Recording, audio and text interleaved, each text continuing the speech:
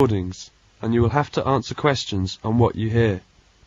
There will be time for you to read the instructions and questions, and you will have a chance to check your work. All the recordings will be played only once. The test is in 4 sections. Write all your answers in the listening question booklet. At the end of the test, you will be given 10 minutes to transfer your answers to an answer sheet. Now turn to Section 1. Section 1. You are going to hear a conversation between a student and an academic advisor. Look at questions 1 to 13.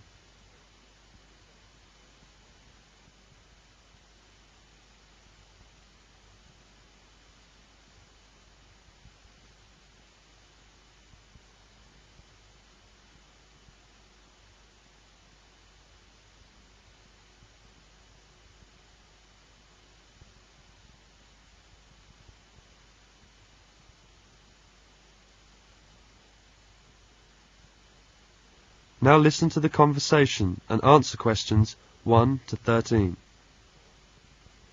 Jane Jung has an appointment with an academic advisor to discuss her plans for studying in Canada. Hello there, you must be Jane. Please come in. My name is Mrs. Dunstan. Hello, Mrs. Dunstan. Pleased to meet you. All right, now, let's see. Now, you're interested in attending university in Canada, is that right? Yes, and I have a lot of questions to ask you. Okay, but before I begin to answer your questions, I need to ask you a few questions first. Now, your major is... Engineering. Mechanical engineering. Right, and where did you graduate? I graduated from the Beijing Institute of Machinery in July 1998. I completed my bachelor's degree. Okay, now, I'm assuming you'll want to continue studying in that field, am I right? Actually, I'd prefer to do an MBA if possible. But if I have no other choice, then I'll continue in mechanical engineering. Okay, now, are you familiar with the requirements for an MBA degree? Yes, I think I need to do well on the GMAT, and I'll definitely need the TOEFL or IELTS, right?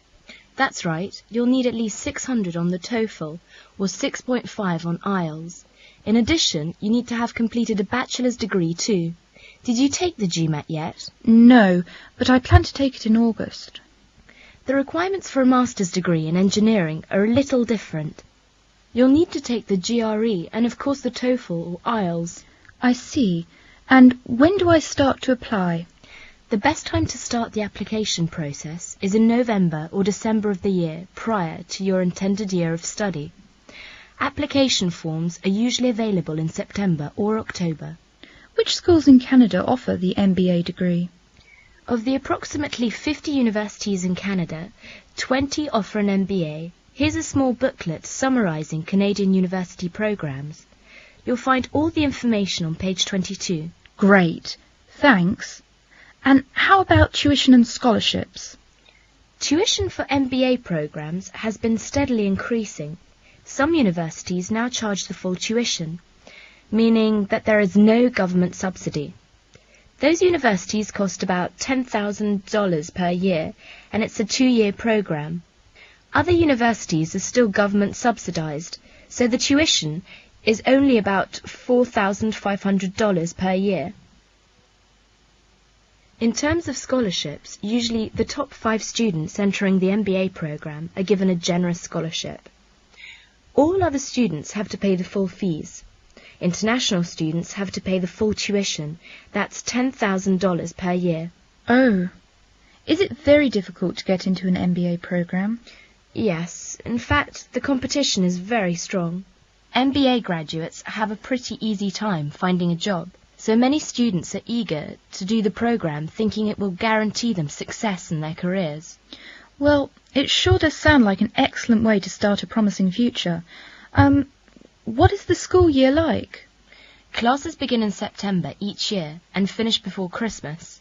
They resume after New Year and finish at the end of April. And after April? Why, that's your summer holiday. Sounds great. I want to thank you, Mrs. Dunstan, for all your help. I really do appreciate it. You're very welcome. And if you have any other questions, please feel free to contact me. You know my number, right? I sure do. Thanks very much. Goodbye. That is the end of section 1. You will have half a minute to check your answers.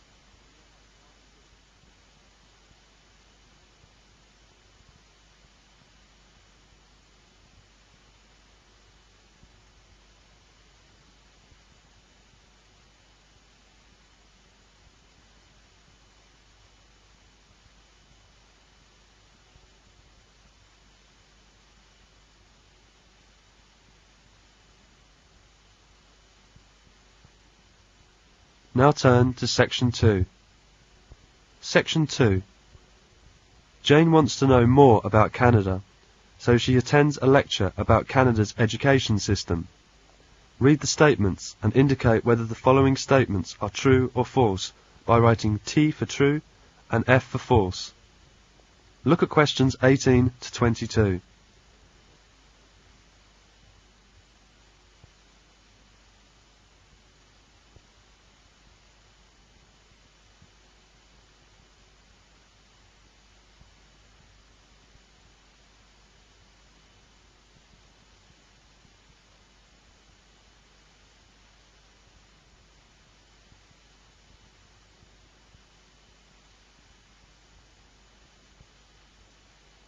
Now listen to the lecture and answer questions 18 to 22. Good morning. Today I'd like to continue our series, Talks about Canada. This morning I will talk about Canada's education system. In Canada, students have many opportunities for education. Canadian children start attending kindergarten at age 5. From ages 6 to 12, children study in grades 1 to 6 at elementary school. When students are approximately 13 and 14 years old, they attend grades 7 and 8 in junior high school. And from age 15 to 18 or 19, they go to high school, starting with grade 9 and ending with grade 12. The Canadian government provides free public education for all students aged 5 to 18 or 19, or from kindergarten to grade 12. All children must attend school until they are at least 16 years old. From kindergarten to grade 12, the school year begins in early June. The school year for college students starts in early September and ends in May. For university students, classes begin in mid-September and end at the end of April. All students have 2 weeks of holidays during Christmas and New Year, as well as 1 week of holiday in February or March. The Canadian education system aims to be student-centred, that is, it focuses primarily on the needs of the students, and strives to meet those needs. In addition, some of the important goals of education include teaching children to be creative, to use critical thinking skills when solving problems, and to work both independently as well as in a team. Honesty and integrity are also highly valued in Canadian education, and offenders face very serious consequences. The classroom is an active place. Students are encouraged and expected to participate in class discussions and activities. The teacher plans his or her lessons so that each student can learn. This sometimes requires much adaptation in teaching methodology, as the teacher endeavours to teach students in the way they learn best. From kindergarten to grade 6, students follow the same basic curriculum. Starting in grade 7, students must study a common curriculum, but they have the portion of choosing a few, various elective courses, according to their likes and interests. In high school, about 60% of the curriculum are mandatory, which means that all students must take the same courses. This also means that students are given the freedom to choose 40% of their courses. The courses chosen by each student will vary greatly, and will depend on the student's intended career goals. After completing high school, many students will continue their education at college or university. This is called post-secondary education, and although it's subsidised by the Canadian government, students must pay tuition fees. There is no national entrance examination for college and university admission. Students are admitted to college or university based on their high school grades. Canadian students have many chances to enter university, even if they don't do well in their high school studies. For example, a student who does not finish grade 12 can still be admitted to university as a mature student when they are at least 23 years old or older. And a student whose high school grades are too low for university can first attend college and then apply later on for university entrance. In Canada, colleges are very different academic institutions than universities.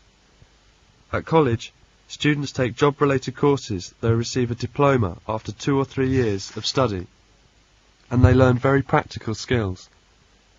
At university, students take a broad range of courses. They receive a bachelor's degree after 4 years of study, and they learn theoretical knowledge and new ways of thinking. Canada's focus on student-centred education means that students can change their major as well as transfer to a different college or university if they want to. In fact, it is pretty much expected that most students will change their major at least once during their post-secondary education. That's the end of section 2. Now you will have half a minute to check your answers.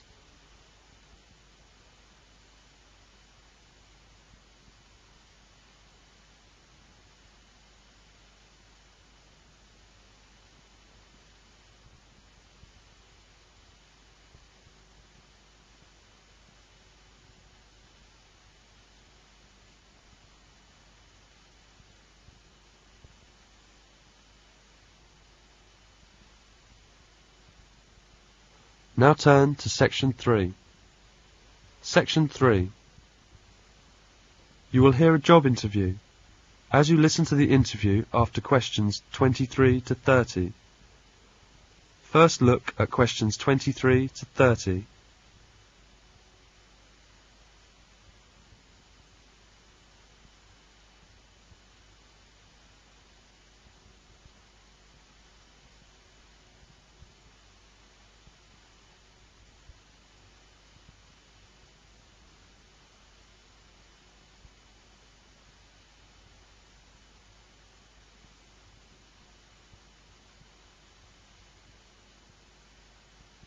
Now listen to the interview and answer questions 23 to 30.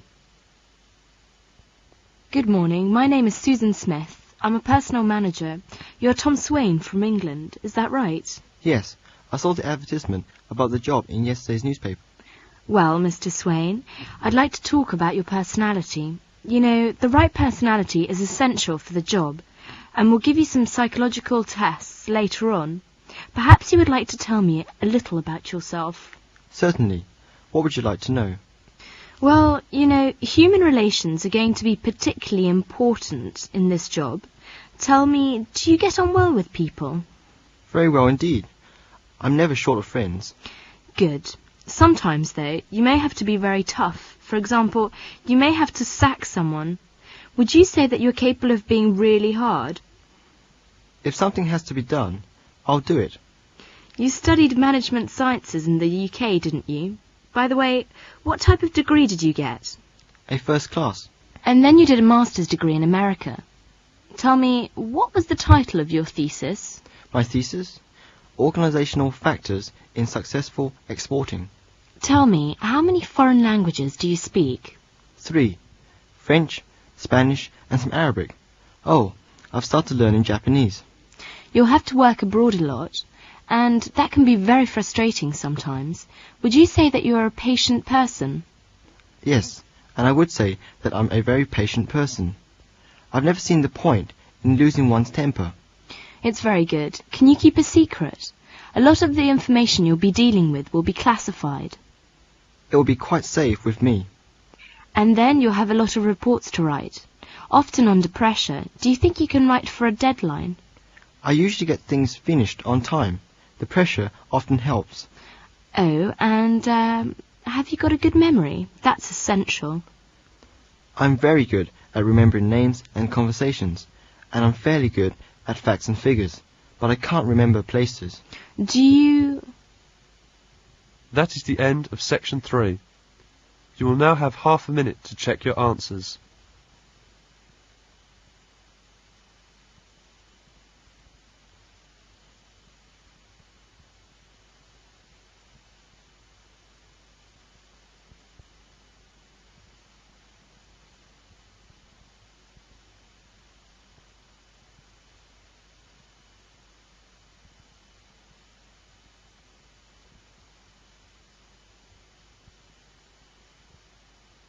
Now turn to Section 4.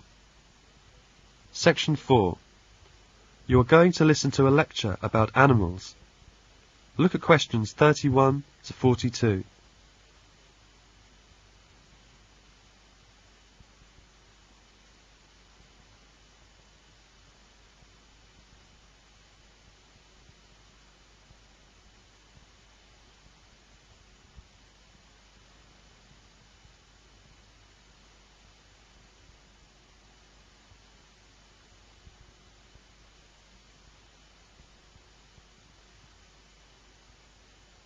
Now listen to the lecture and answer questions 31 to 42. In our world of living things, we have plants, animals, and people. Plants belong to a group called the plant kingdom, while animals and people belong to the animal kingdom. Look around you and you will see many different types of animals. Some animals are tiny, while others are very large. Some animals are soft and long, while others are hard and rounded. Different types of animals, which are alike in certain ways, are put into groups. Let us find out how animals are put into groups. We can put animals into groups by studying their behavior.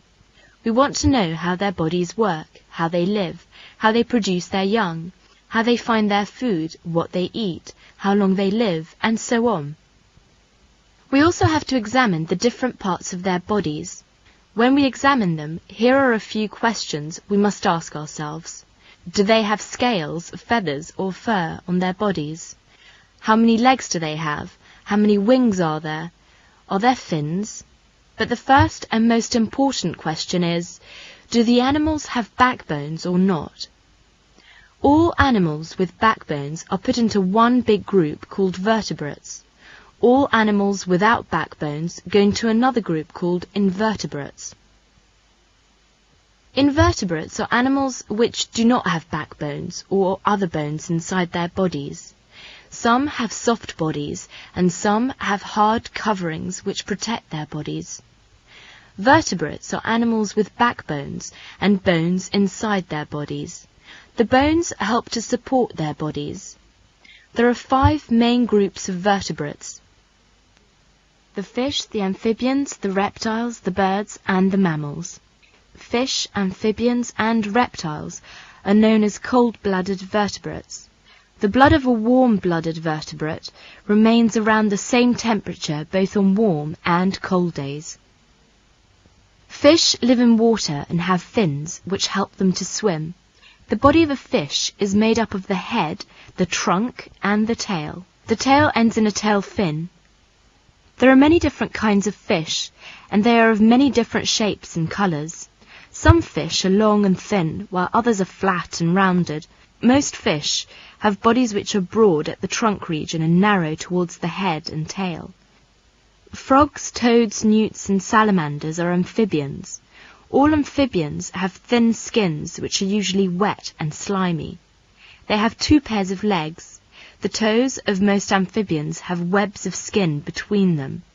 This allows them to swim well in water. The body of a frog or a toad is made up of 2 parts, head and the trunk. There is no neck or tail. Adult newts and salamanders have tails. Frogs and toads are important to human beings as they feed on insects. Some of these insects may be harmful to us.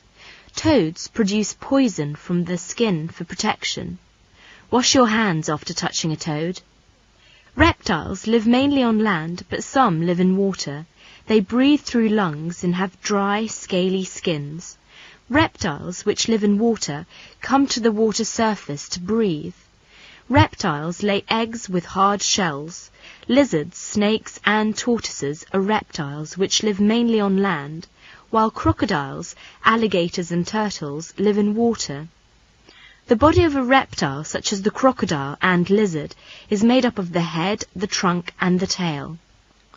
Most reptiles do not have necks. Many reptiles have 4 legs with toes. Turtles and tortoises have hard shells which protect their bodies. Snakes are different from the other reptiles because their bodies are very long and they have no legs. They move by gliding along the ground. Some snakes can also swim. Birds are animals with feathers on their bodies. They have many different types of feathers. Some are small and fluffy, and others are long and flat. Feathers come in many different colours. Birds have no front legs, but instead they have a pair of wings. They use their wings to fly. But some birds have wings, such as penguins and emus are small and stubby. These birds cannot fly. The body of a bird is made up of a head, a neck, a trunk and a tail. The mouth of a bird is in the form of a hard bill or beak. The shape of the bill depends on the type of food the bird eats.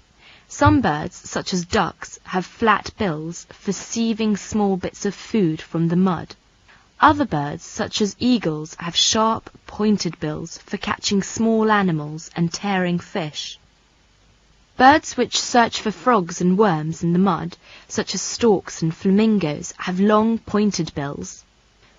Most mammals live on land, but some, such as whales and dolphins, live in water.